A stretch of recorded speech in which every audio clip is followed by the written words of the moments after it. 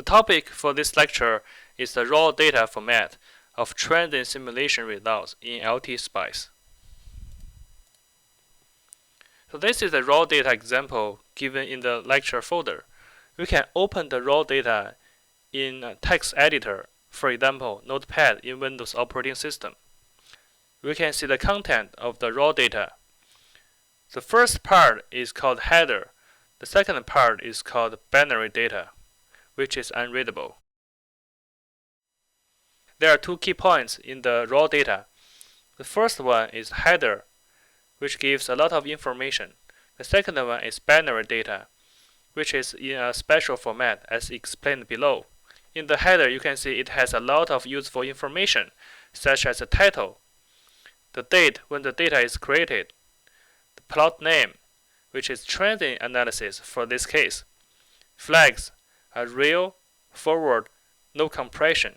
No compression means 100% of data is saved here. The number of variables is 3. In this case, will be time, v in, and v out as 3 variables. Number of points is 1042 points. Offset is 0. That means the simulation starts from 0. Second, command is Linear Technology Corporation LTspice 17. Variables are 0, 1, 2, such as time, v in, and v out. This is the header file.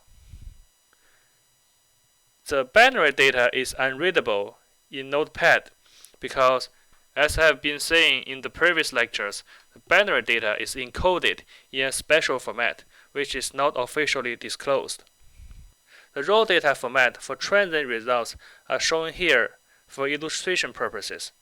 Time is 8-byte, and each variable data is 4-byte. For example, time 1 is 8-byte. After that, followed by variable 1 in 4-byte, variable 2 and 3 and 4, and so on. After time 1, there's going to be time 2 for time step 2, and so on and so forth. 8-byte is 64-bit double precision floating point values. 4-byte is 42-bit floating point values.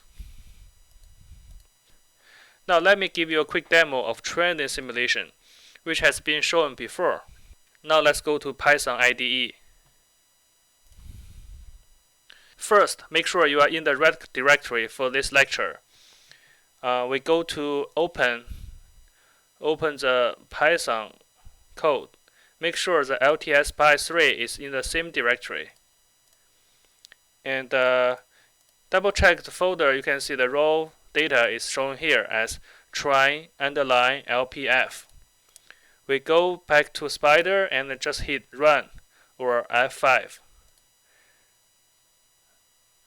The code has been implemented. We see the data are shown as variables here. Name as a list of 3 strings. Number of variables is 3.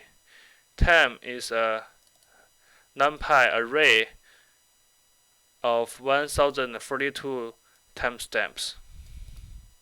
Variable name time underline trace is a list of 3 NumPy arrays.